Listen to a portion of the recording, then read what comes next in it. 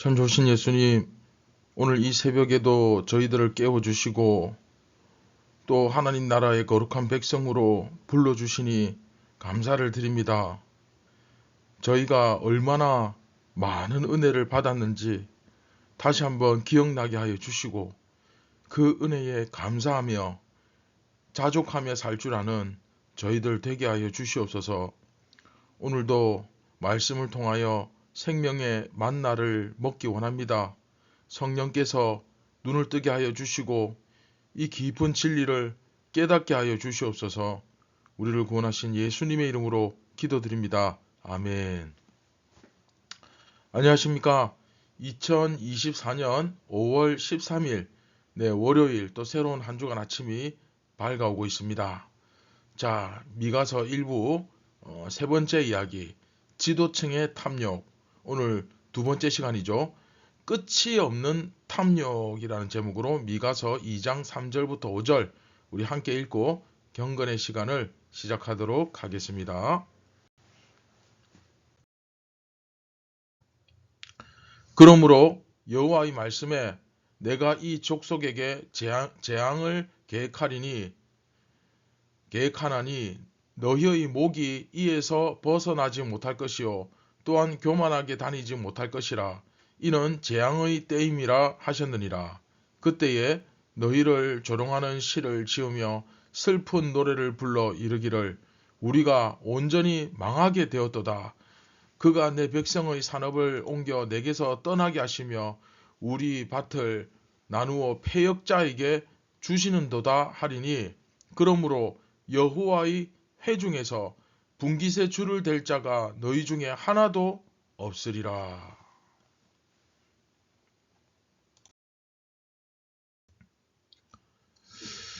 네, 지난 시간에 이제 1절 말씀 보시면 그들이 침상에서 죄를 꾀한다.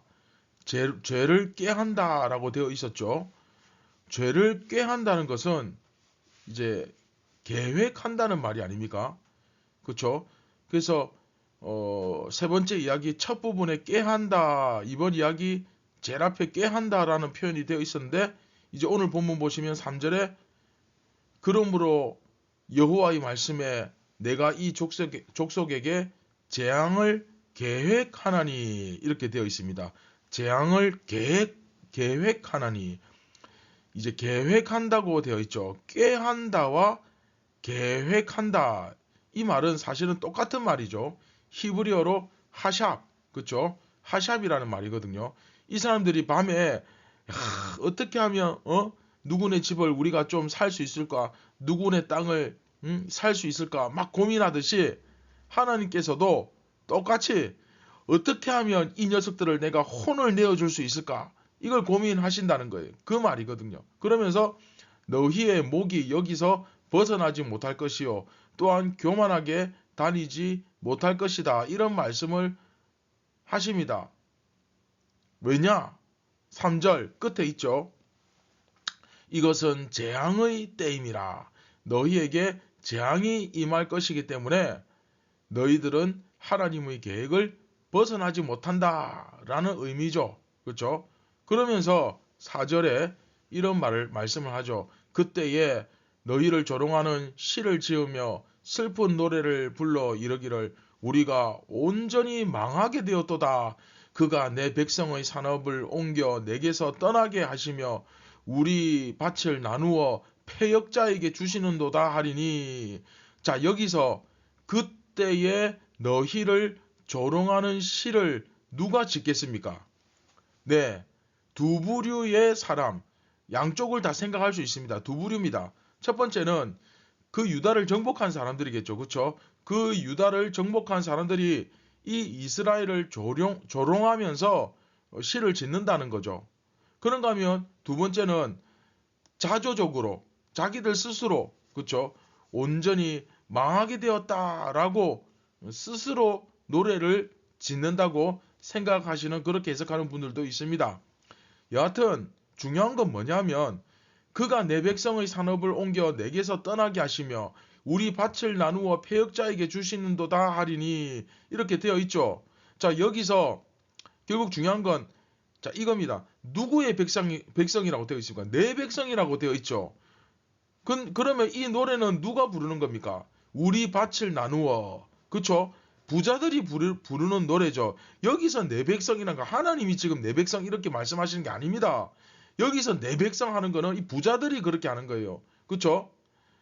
네, 땅을 산다는 것은, 그쵸? 누군가의 땅을 산다는 것은 그들이 나의 소작인이 된다는 뜻입니다. 그렇잖아요? 나의 이 소작인이 된다는 말은 결국 그들이 내 백성이 된다는 겁니다. 내 백성. 하나님의 백성이 아니고 내 백성. 그러니까 그들은 모두 기본적으로 다 자유민으로서 서로 동등한 삶을 살도록 부름을 받았죠. 그렇죠? 왜냐? 하나님께서 그렇게 하셨기 때문에. 하나님께서 이스라엘을 애굽 땅에서 이집트에서 종살이하던 그 사람들을 거기서 건져내어서 살려내어서 전부 다 끄집어내어서 자유민이 되도록, 그쵸?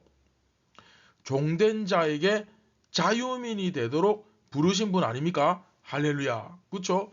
우리에게도 사망의 종에서 생명의 종으로 부활의 자녀로 불러주셨잖아요. 그쵸? 그런데 감히 이들이 자기들의 땅을 이제 그것을 삼으로 인해서 어떤 일이 벌어지게 됩니까? 네. 저들이 나의 소작인이 되는 거예요. 소작인이 된다. 네. 결국은 종이나 다름없는 그런 존재가 된다는 뜻이죠. 그러면서 이제 그런 노래를 부른다는 거죠. 내 백성의 산업을 옮겨 내게서 떠나가게 하시며, 자, 내 백성의 산업, 내게서 떠나간다. 라고 말하면서 지금 지극히 정말 이 노래가 얼마나 이기적이고 자기중심적인 노래인지, 그렇죠? 그걸 알 수 있죠. 언제부터 하나님의 백성이 자기 백성이 되었습니까? 언제부터 하나님의 산업이 자기 것인 양 되었습니까? 이 정도로 정말 심각하게 착각을 할 정도니까 어떻게 생각하면 한편으로는 망할만 하겠죠. 그렇죠? 이 정도쯤 되니까 망하지 않겠습니까? 어떻게 내 백성입니까? 하나님의 백성이지. 그렇지 않습니까? 그러면서 우리 밭을 나누어 패역자에게 주시는도다. 자, 여러분 여기서 패역자가 누구겠습니까? 네, 자기들한테 쳐들어온 그 이방 민족, 그렇죠? 아수르. 그걸 말하는 거겠죠. 이런 이방 민족들이 너희들에게 와서 그런 공격을 하게 될 것이다. 그런 이야기를 하고 있는 거죠. 하지만 이제 그들의 입에서 불려지고 있는 그 노래 자체가 사실은 자기들을 정죄하고 있지 않습니까? 감히 저들이 어떻게 내 백성이라고 노래를 부릅니까? 감히. 그렇죠? 결국은 이 노래에 의해서 그들은 정죄당하고 있는 것을 볼 수 있습니다. 그래서 마지막 5절 보시면 그러므로 여호와의 회중에서 분깃의 줄을 댈 자가 너희 중에 하나도 없으리라. 여호와의 회중에서 분깃의 줄을 댄다. 자, 여러분 이게 무슨 소리겠습니까? 여호와의 회중이 여럿이 있죠. 지파별로. 근데 하나님께서 그 회중들을 골고루 나누어서 땅을 주십니다. 그 분깃을 나누어 주시는데 여기서 이제 줄을 댄다는 것은 그 중에 서로 조금씩 나누어 받는 것을 의미합니다. 그런데 여기서 줄을 댈 자가 없다. 무슨 소리겠습니까? 예. 너희들은 여호와의 회중 가운데 아예 들어오지 못하고 그 땅을 차지하지도 못할 것이다. 라고 말씀을 하시는 거죠. 여러분 이해되셨습니까?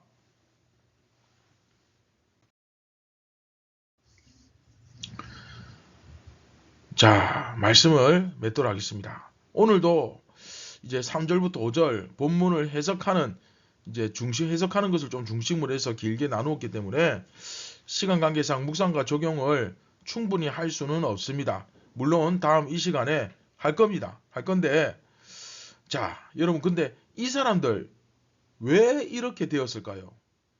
여러분들은 이게 정상으로 느껴집니까?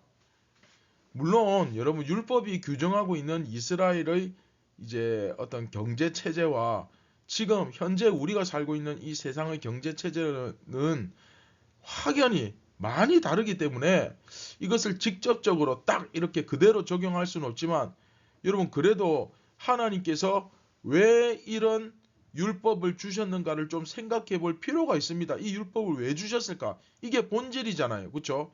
그리고 이게 왜 중요하냐면 우리가 어떤 세상을 추구하며 살아가야 하는 존재인지 이 율법을 통해서 그것을 분명히 가르쳐 주고 있기 때문입니다. 굉장히 중요하죠. 그렇죠? 하나님께서 보여주시는 진정한 이스라엘 공동체의 모습, 이게 결국은 지금 우리의 모습이잖아요. 교회가 이스라엘이니까 우리 얘기하는 거예요, 지금. 그렇죠? 그래서 우리의 모습은 어떤 모습일까요? 오늘 말씀을 통해서. 그렇죠? 오늘 본문에 의하면 이스라엘은, 교회는 모든 사람이 자기 가족을 충분히 부양할 수 있는 수준의 땅을 소유한 자유인들로 형성된 사회입니다. 무슨 말이냐면 하나님은 이스라엘에게 가나안 땅에 들어간 후에도 계속해서 이 광야의 정신을 가지고 살아가도록 요구하셨습니다. 40년 동안 훈련받은 이 훈련의 내용을 기억하라는 거예요. 그래서 신명기에서 많이 나오는 민수기에서 많이 나오는 게 뭡니까? 기억하라. 신명기에서 그렇죠. 기억하라. 그렇죠. 광야의 여러분 정신이 뭡니까? 매일 공급되는 그 만나와 메추라기를 통해서 지나친 재산 축적에 대한 욕심을 버려라는 거예요. 그것에 대해서 경계하시는 거죠. 그렇죠? 이 축적된 재산, 여러분 뭐 다 겪어보셔서 알겠지만 이 자본, 돈의 힘에 의해서 움직이는 현대사회 아닙니까? 그러면 이런 현대사회의 모습과 이 율법과 교회와 무슨 상관이 있느냐? 전혀 상관이 없어 보일 수 있습니다. 그렇죠? 하지만 이것을 개인의 삶에 딱 적용을 하면 정말 굉장히 중요한 지혜를 우리에게 던져주죠. 그게 뭡니까? 지나치게 욕심 부리지 않는 삶이야말로 하나님께서 정말 우리에게 요구하시는 그런 것이라는 거죠. 나와 내 가족이 먹고 입고 마시고 쉴 정도 되면 그 정도 하기에 충분한 소유를 가졌다면 그렇죠. 더 이상 제발 더 이상 막 어떻게 더 갖기를 탐하지 말고 자족하며 나누어주는 삶을 살아가는 거죠. 그렇죠. 그게 바로 하나님께서 원하시는 삶입니다. 문제는 이 죄로 인해서 이 왜곡된 상당히 잘못된 인간의 그 습성이 있죠. 그렇죠. 어떻게 보면 죄의 본능이라고 해야 될까요? 오늘 본문에 나오는 손에 힘이 있는 자들, 잘 사는 사람들, 좀 가진 자들, 아무리 많이 가져도 어떻게 합니까? 더 갖겠다고 하죠. 더. 그렇죠? 그래서 오늘 본문에 부자들처럼 원래 제가 오늘 말씀을 제목을 더를 4번 넣으려고 했는데 이게 조금 이제 공감이 안 갈 것 같아서 여하튼 뭐 그 지나친 좀 그 지도층의 그 탐욕에 대해서 좀 뭐라 그랬죠? 끝이 없는 그 탐욕에 대해서 이렇게 제가 제목을 붙였는데 여하튼 여러분 이 가진 자들이 죄의 이 지독한 습성 때문에 끊임없이 더 이걸 요구합니다. 그렇죠? 오늘 본문의 부자들처럼 더 많은 밭과 더 많은 집을 가지려다가 결국 어떻게 됩니까? 한꺼번에 싹 다 빼앗기고 그렇죠? 그리고 정말 소중한 것을 잃어버리는 그런 일을 당하게 되는 거죠. 자기 정말 눈에 넣어도 안 아플 것 같은 그런 그 아이들부터 시작해서 그렇죠. 응석바지 아이들부터 시작해서 그렇죠. 현대 사회를 살아가는 우리가 하나님 앞에서 정말 거룩하고 정결한 백성으로 바로 서기 위해서 정말 우리에게 필요한 이 시대에 정말 필요한 훈련이 뭘까? 저는 바로 이 자족하는 훈련, 그렇죠? 자족하는 훈련이 아닐까 그렇게 생각합니다. 결국 그렇죠. 이 훈련이 되지 않으면 진정한 감사의 삶, 고린도전서에서 했던 진정한 그 자유의 삶, 이 물질 만능주의 시대에 그렇죠. 진정한 참 자유를 누리려면 내가 진짜 부활의 신앙으로 살아가려면 특히 이 돈 문제, 그렇죠. 돈이 정말 최고라고 최고 그렇죠. 가장 어떻게 보면 그 가치가 높은 그 돈이잖아요. 돈이 최고라고 자부하는 이런 세상에서 결코 진정한 감사와 자유의 삶을 우리가 살 수도 없고 누릴 수도 없다는 거예요. 이 자족하는 훈련이 안 되면. 자, 사랑하는 성도 여러분, 주께서 베푸신 모든 것에 일단은 그 베푸신 것을 내가 볼 수 있고 깨달을 수 있고 감사하며 그리고 자족하는 삶을 한번 여러분 살아보지 않겠습니까? 그것을 통해 세상에 예수님의 모습이 나타나고 복음이 전파된다면 그게 사실은 훨씬 더 그렇죠? 가치 있고 돈으로 바꿀 수 없는 그런 옳은 것, 진리의 것, 의의 것 아니겠습니까? 그렇죠? 그런 사모하는 마음을 결단하는 마음을 우리가 강력하게 좀 가졌으면 좋겠습니다. 네, 말씀을 기억하시면서 우리 같이 기도하겠습니다. 참 좋으신 예수님, 우리가 사실 정말로 이 세상을 살아가면서 필요한 것은 진리의 말씀과 임마누엘의 복임에도 불구하고 주님 우리와 함께 하시는 이것이 최고의 복임에도 불구하고 우리가 가끔씩 돈에 눈이 멀어 그것 때문에 자유를 누리지 못하고 참 기쁨과 감사의 삶을 누리지 못할 때가 정말 많았습니다. 성령님 깨닫게 하여 주시고 예수님 진심으로 반성하며 우리 자신을 돌아봅니다. 예수 그리스도의 종이라고 했지만 나는 지금까지 돈의 종이고 돈의 노예는 아니었는지 결국 그 돈 앞에서 모든 가치관과 우리의 신념이 다 무너지는 그런 꼴을 지금까지 여러 번 겪진 않았는지 우리 자신을 돌아보게 하시고 오늘부터 내 삶의 진정한 주인이 돈이 아니라 물질이 아니라 예수님임을 고백하며 살아갈 수 있도록 용기와 믿음을 주시옵소서.